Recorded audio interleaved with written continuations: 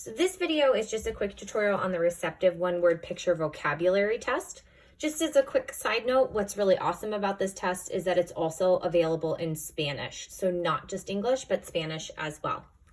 So this is a very straightforward test, very easy. 3 main pieces to the test: the Receptive book, so your template with all of your pictures.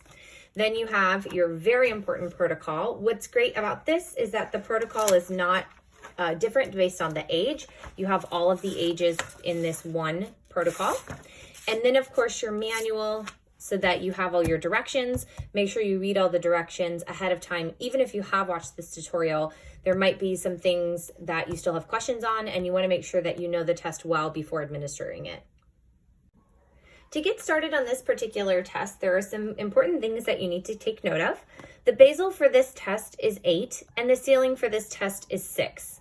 Additionally, when you look at this protocol, you want to take note the age of your client, because your client will start at a different spot depending on how old they are.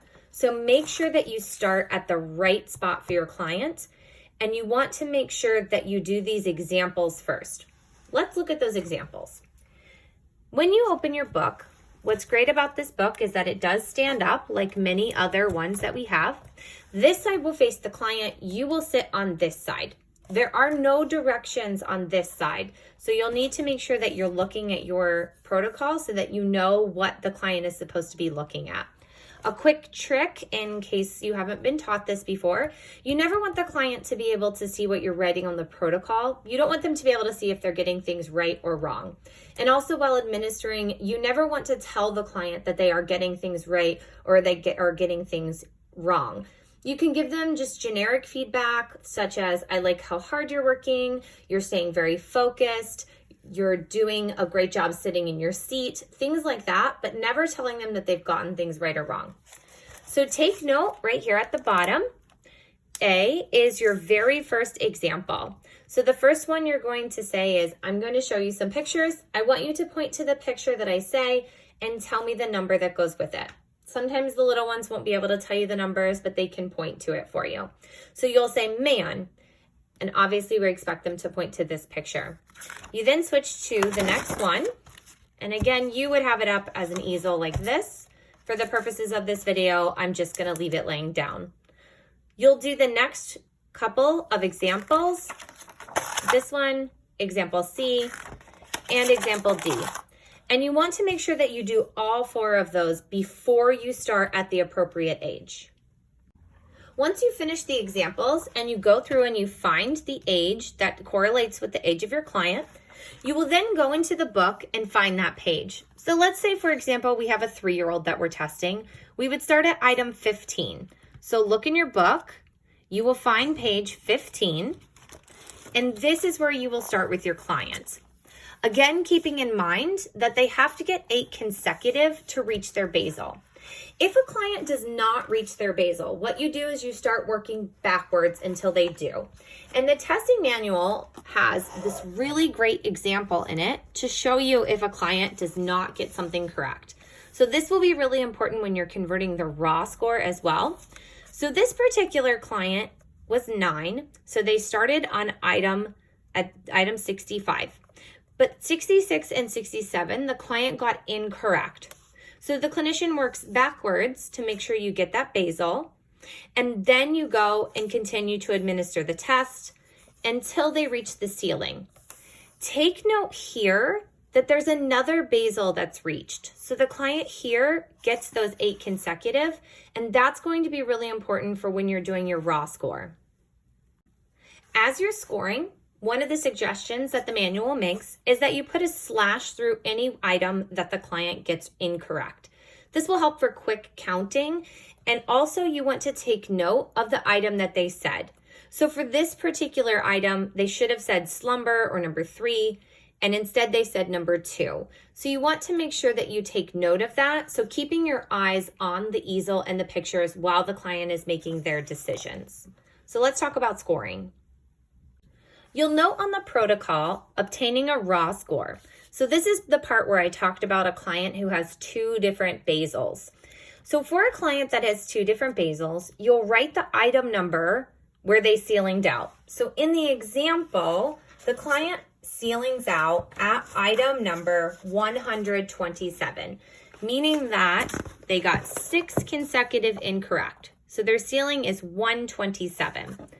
You then will count up the total number of items that are incorrect, and that will go right here, minus the errors, right there, between their ceiling and their other basal. So it's not the errors to the first basal, but rather this second basal. So if you look, 1, 2, 3, 4, 5, 6, 7, 8, 9, 10, 11, 12, 13, 14, 15, 16, 17, 18, 19, right? So the example shows us 19 errors between the ceiling and the second basal. So you always want to go with the highest basal. So if the child had another basal, you would want to go from that one. That now becomes your raw score. If that's not the case, so let's say the child doesn't have multiple basals, this is not necessary. Your raw score is just the total number of correct. Once you've calculated that raw score, you want to put it here on the front page. And then you'll go back to your manual. In this particular book, it starts on page 65. And now we need to convert those raw scores to standard scores. So keep in mind, again, as mentioned in other tutorials, this is broken down by age. So you'll see this one starts at 2-0. If you flip over a few pages, now we're looking at children who are 10-0 to 10-11. Make sure that you're on the right page so that when you convert the raw score to the standard score, you're doing it correctly. So look here, 10-0 to 10-2, 10-6 to 10-8. It's very important that you pay attention to these little details so that you give the child the correct score. Once you've established that standard score, then it's very important to go find your percentile ranking, and that can be found on page 90. So notice that for percentile ranking for this particular test, you're using the standard score and then converting it to that percentile. But when we're looking at age equivalent, you're converting it from the raw score. So note that standard score for percentile, but the raw score for the age equivalent. And then those responses, those results, get transferred right here to this front page as well. When determining confidence intervals, which goes right here on the test, on the protocol, that can actually be found on page 29. So it's in a little bit of a different location. And there's a lot of different ideas and ways that people feel about whether you should use 90 or 95. For the purposes of this particular tutorial, I'm not going to talk about why people choose one or the other. Just want you to see where you would find that. So on the bottom of the page, you will find the age of the person that you are testing, and then you will see what your confidence interval is. So for instance, right here, if you were testing a 9-year-old, if you were doing 90%, your confidence interval would be 4.6. If you were doing 95, it would be 5.5. And how that works is you take the standard score and you add and subtract that confidence interval. So you would take whatever your standard score was. If you chose 90, you would subtract 4.6 and put it here, and add 4.6 and put it there.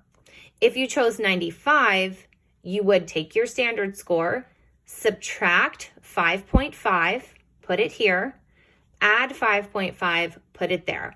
That will give you your confidence interval. So this test is really important to also administer with the expressive one-word picture vocabulary test as well. And then what you could do is put those scores and look at the standard scores and differences and look at whether there's statistically any difference between them here. It tells us a lot if a child has a better receptive or expressive language score.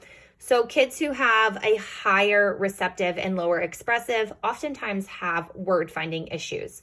When it's the other way around, we actually need to do a lot more digging. We need to figure out why it is that receptive is for some reason lower than expressive. That's not something we see as frequently as expressive being lower. So that is what that is for that part. Additionally, this last little section that we'll talk about here is where you can plot out that standard score with those confidence intervals. And this is really nice because it shows you that standard deviation. So the plus or minus the 1 standard deviation.